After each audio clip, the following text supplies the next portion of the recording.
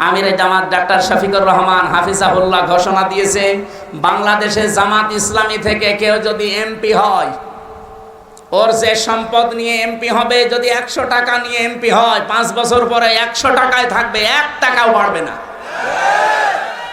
বাংলাদেশে যত দল এই দেশে রাজনীতি করছে, ওই দলের লোক যদি এই গ্যারান্টি দিতে পারে, আমি তাকে ভোট দেব। দেন।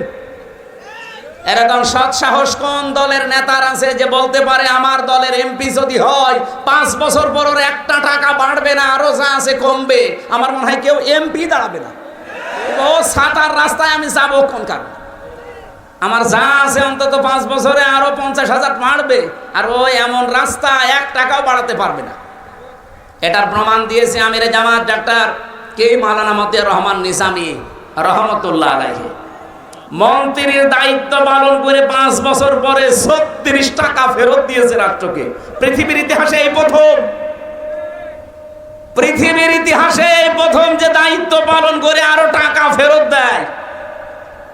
আর অন্যান্য দায়িত্বশীল মানুষকে আমরা দেখেছি 5 বছরে তারা 620টা বাড়ি বানিয়েছে। এক কথা বলেন। বাংলাদেশ জামাত ইসলামীর আকীদা হচ্ছে জমিন আল্লাহর, এখানে সিদ্ধান্ত চলবে আল্লাহ। এর বাইরে যদি জামাত ইসলামীর আকীদা থাকে, আমি এই মুহূর্তে তওবা করে চলে আসবো। যারা জামাতের এখানে আছে জিজ্ঞাসা করে দেখেন তো আলেমকে, জমিন আল্লাহর আইন চলবে বাবার, জমিন আল্লাহর আইন চলবে মওদুদির। যদি এই কথা ওনারা বলে, ওনাদের সাথে আমি আজকে থেকে আমি তওবা করে চলে আসবো। কিন্তু আমার যতটুকু অ্যানালাইসিস আছে, সারা বাংলাদেশে জামাত ইসলামীর আকীদায়ে আলা লাহুল খালকু ওয়াল আমরু, জমিন আল্লাহর, আইন চলবে। আপনি কোন আকীদার কথা বলেন? উল্টা পাল্টা ফতোয়া দিয়ে বিভ্রান্ত করবেন না, কিয়ামতে জালেম হয়ে ওঠা লাগবে। 5টা কর্মসূচির প্রথম নাম্বারে এইটা যে আমরা দাসত্ব মুক্ত করতে চাই মানুষকে, মানুষের গোলামি থেকে, মানুষের দাসত্ব থেকে মুক্ত করে গোলাম বানাবো কার? আর এই কর্মসূচিটাই বাংলাদেশ জামাত ইসলামের হাতে। এদের প্রথম কাজ এইটা। 2 নম্বরে মাসগবা মানে কি?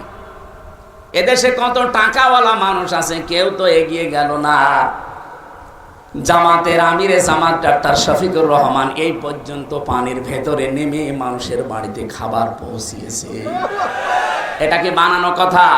আরে ভাই, কোরআনের সাথে যাদের কর্মসূচি মিলে যায়, সেখানে বাদ দিয়ে আপনি কোন জায়গায় দৌড়াচ্ছেন? আর কথা বললেই বলে হ্যাঁ হুজুর শুধু টেনে কথা বলে।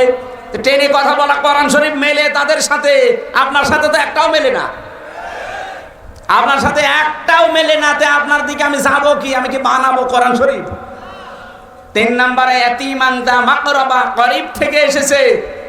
যারা এতিম অসহায়, এই নিকট আত্মীয়র ভেতরে তাদের খোঁজ খবর রাখে।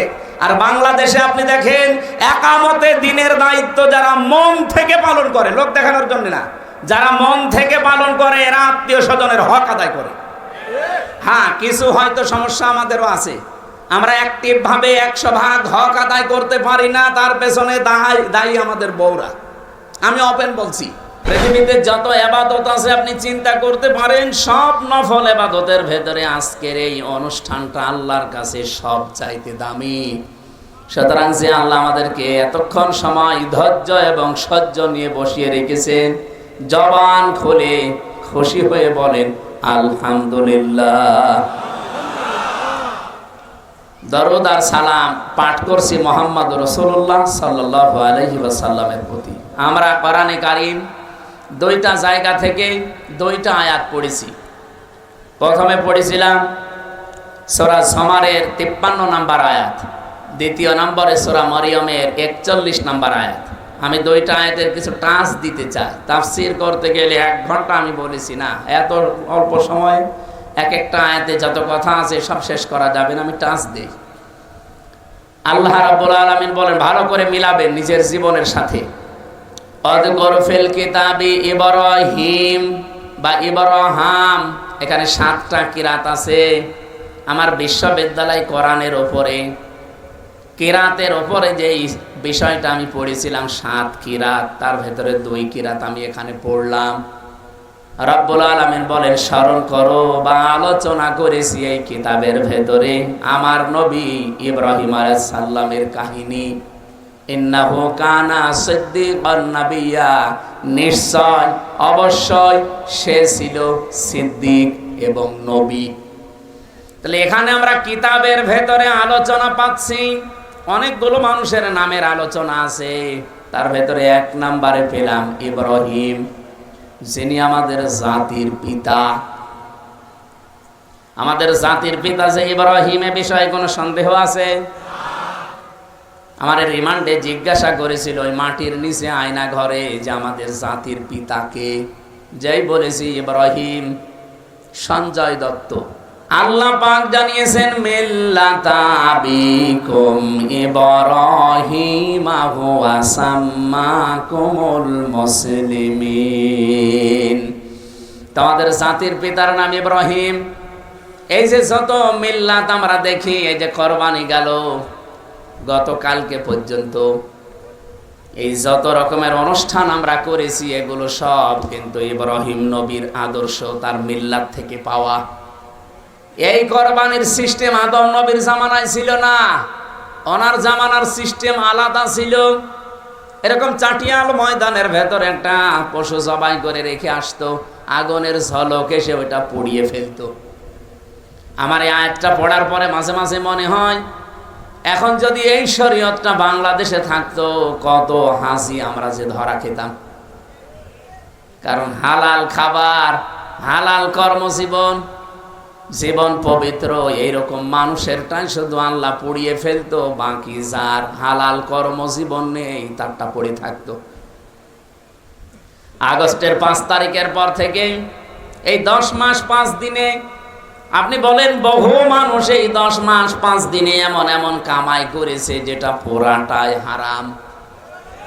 এক কথা বলেন না কেন?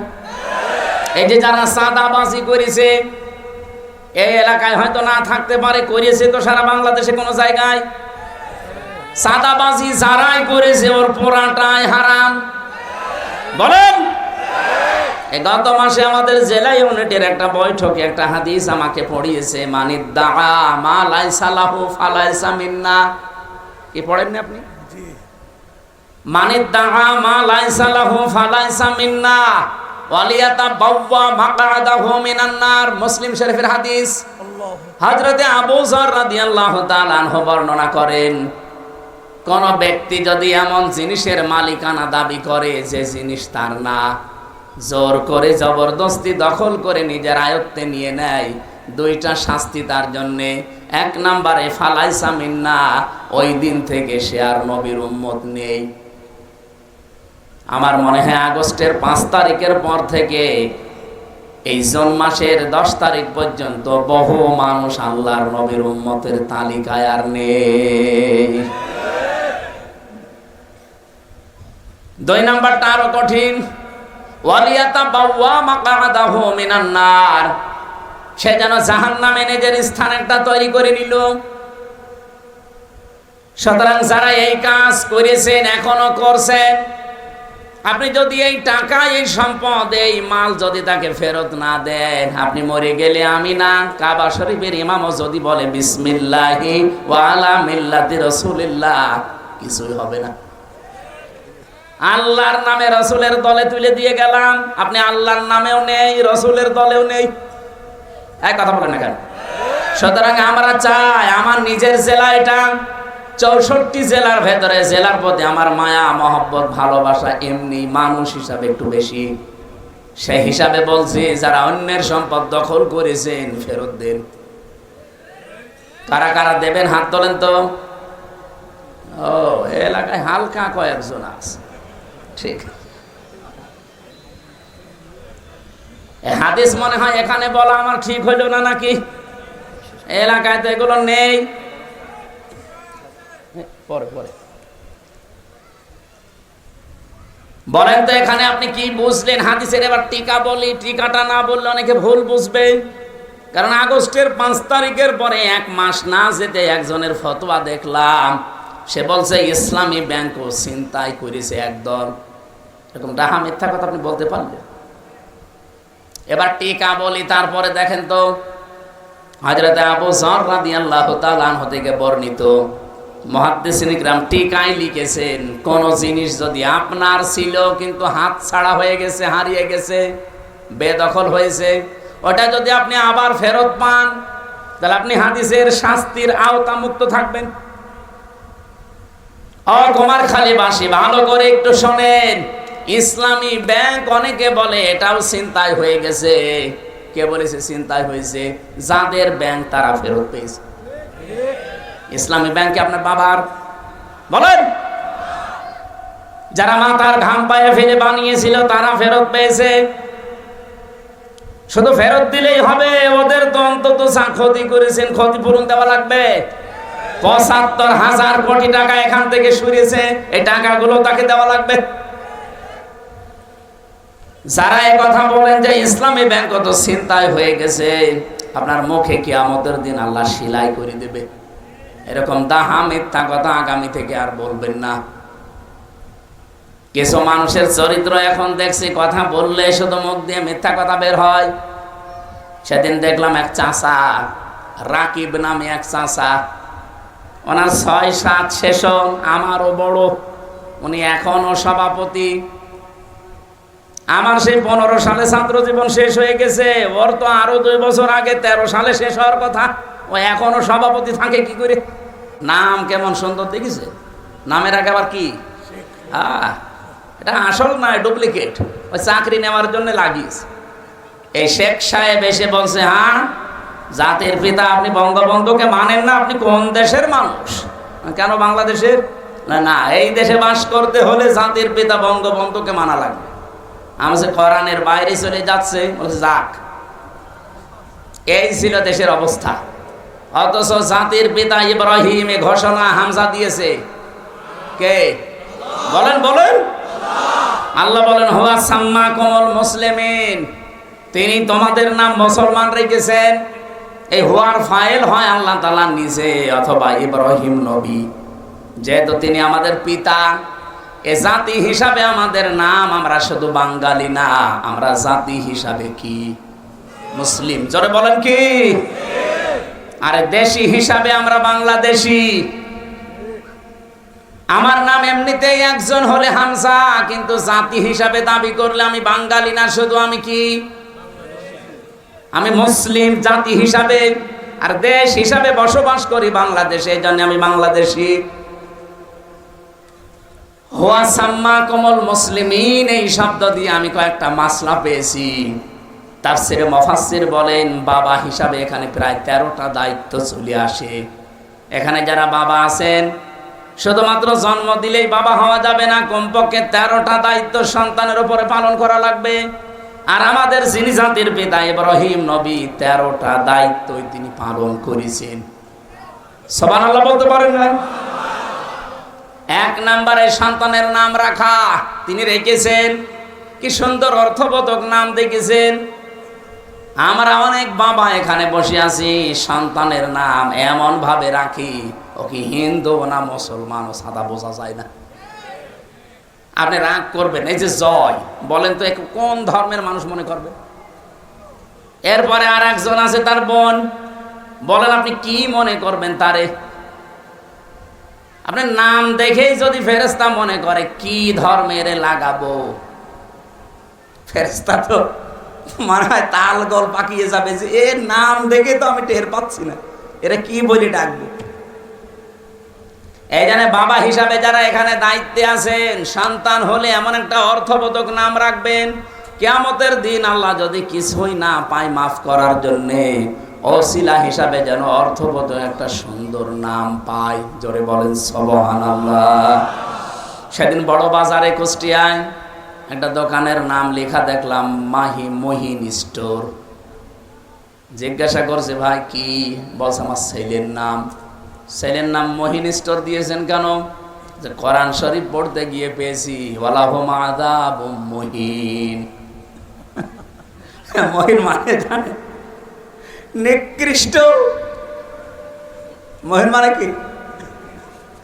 ওয়ালাহুম আযাবুম মুহিন, আল্লাহ বলেন তাদের জন্য নিকৃষ্ট আযাব, শাস্তি। আপনি এরকম নাম কোরআন শরীফ পড়লেন আর রেখে দিলেন, একটু অর্থ দেখবেন না? এই জন্য এখানে যারা এসেছেন বাবা হিসাবে, আমাদের জাতির বাবা যিনি দায়িত্ব পালন করে গেছেন, আমাদেরও উচিত ওইভাবে দায়িত্ব পালন করা। রব্বুল আলামিন বলেন, তার আলোচনাটা আমি কোরআনে করলাম কেন? একদিকে তিনি ছিলেন সিদ্দিক, 2 নম্বরে তিনি ছিলেন নবী। সিদ্দিক কি? এই বাংলাদেশ, ভারত আর পাকিস্তানে এই শব্দটা নিয়ে সমস্যা, ভালো করে শোনেন, ওয়াজ আর লাগবে না, এটাই যথেষ্ট। সিদ্দিক মানে শুধু সত্য কথা বললেই মানুষ সিদ্দিক হয় না। সিদ্দিক হওয়ার জন্যে সত্যকে সত্য জানার পরে যারা পেছনের দিকে না তাকিয়ে অকণ্ঠ চিত্রে দ্বিধাহীন চিত্তে কোনো প্রশ্ন ছাড়া মেনে নিতে পারে, এরা হচ্ছে সিদ্দিক। কিয়ামতের দিন যে আল্লাহ 4টা কাতার করবেন, প্রথমে 1 নম্বরে মিনান নাবিয়্যিনা ওয়াস-সিদ্দিকিনা ওয়াস-শুহাদা ওয়াস-সালিহিন। প্রথমে নবীদের কাতার থাকবে, ওখানে অন্য কেউ থাকবে না, শুধু নবী। 2 নম্বরে সিদ্দিক, এই সিদ্দিকদের কাতারে প্রথম দাঁড়াবে হযরতে আবু বকর সিদ্দিক।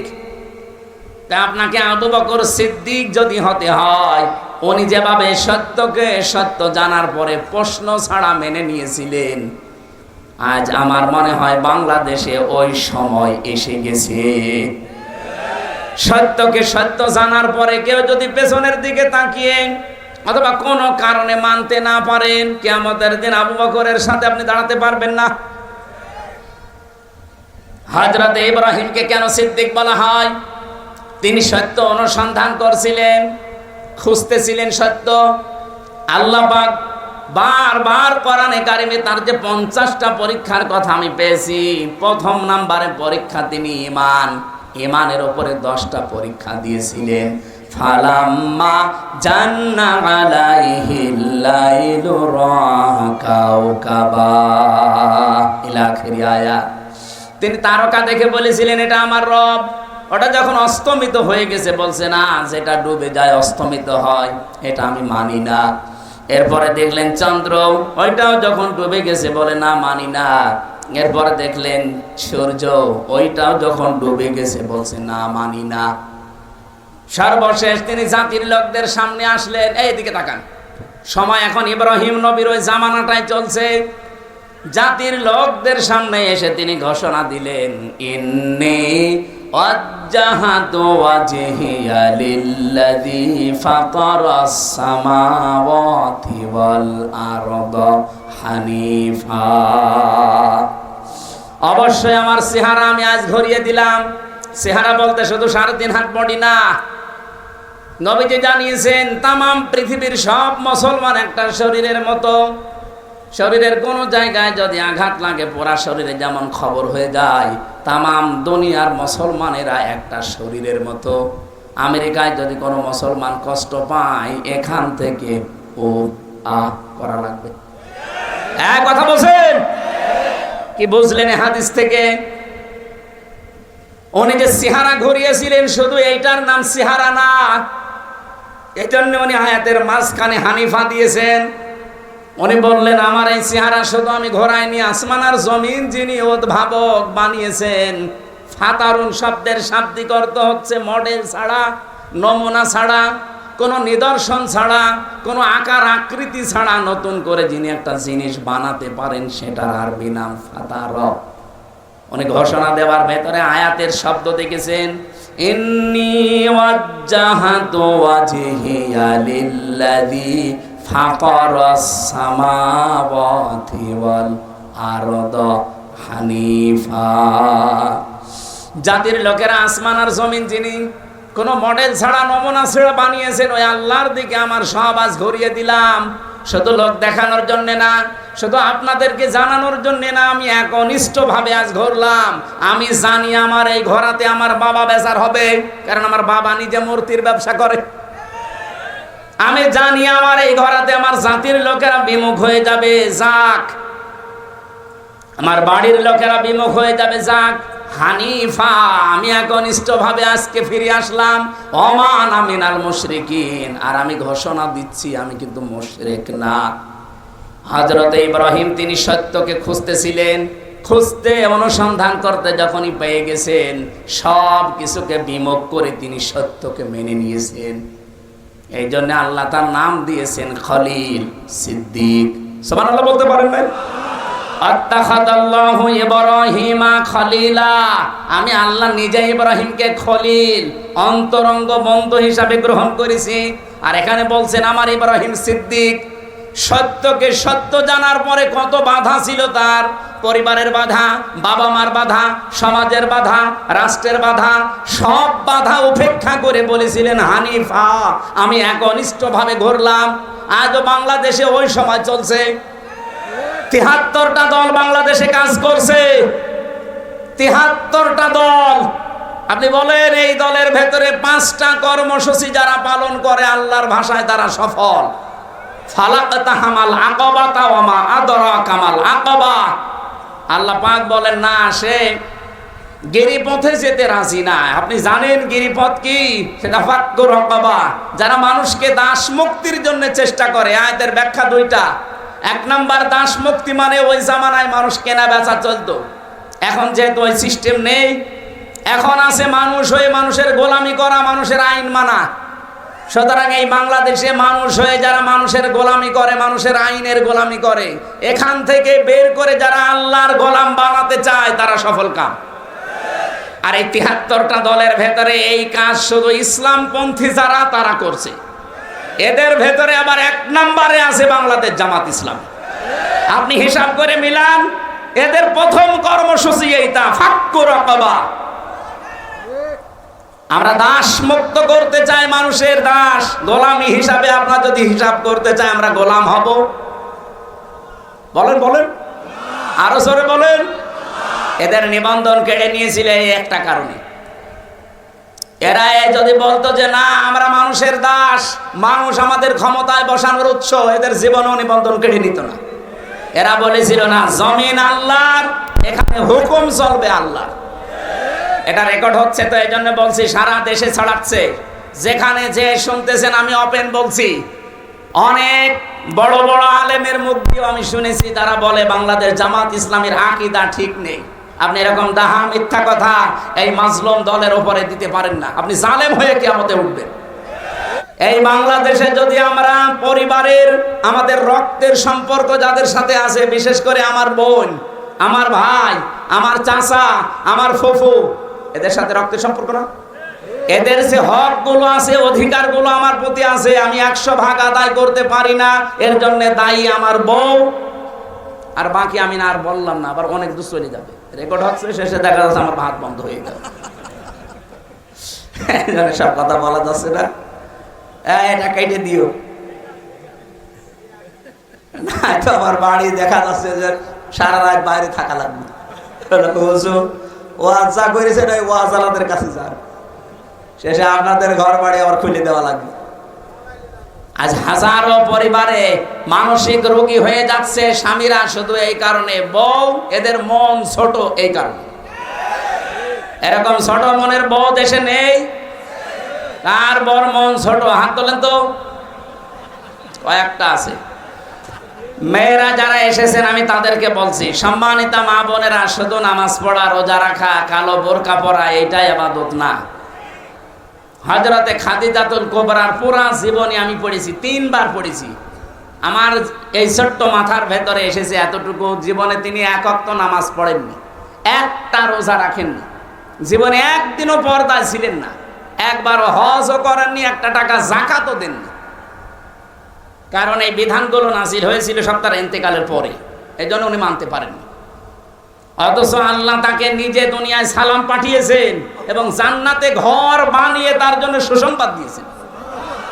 তারপর জীবন পড়ে আমি এইটাই পেয়েছি যে জীবনে, সাংসারিক জীবনে কোনোদিন একদিনের জন্য তিনি স্বামী মুহাম্মদ রাসূলুল্লাহর মনে দুঃখ দেননি। এখানে যারা আমরা স্বামী আছি, সম্মানিতা মা বোনেরা, আপনারা হয়তো ভিডিও দেখতে পাচ্ছেন, আমি জানি। একটা স্বামী যদি এখানে সত্যি কথা বলে 100 ভাগ আল্লাহর দিকে তাকিয়ে হাত তুলতে পারে যে জীবনে কোনোদিন আজ পর্যন্ত আমার বউ একদিনও আমাকে দুঃখ দেয়নি, কষ্ট দেয়নি, তোলেন তো কোন স্বামী আছেন? কই না, একজনও নেই। আমাদের নমিনিও হাত তুলতে পারিনি, তার মানে উনিও সমস্যায় আছে। আমিও পারলাম না, কারণ আমি মিথ্যা কথা বলবো কোন কারণে। সম্মানিত মা বোনেরা, আশা করছি আপনি বুঝতে পেরেছেন আমি কি বলতে চাই। খাদিজাতুল কুবরাকে অনুসরণ করবেন। কি আপনি কথা বলছেন?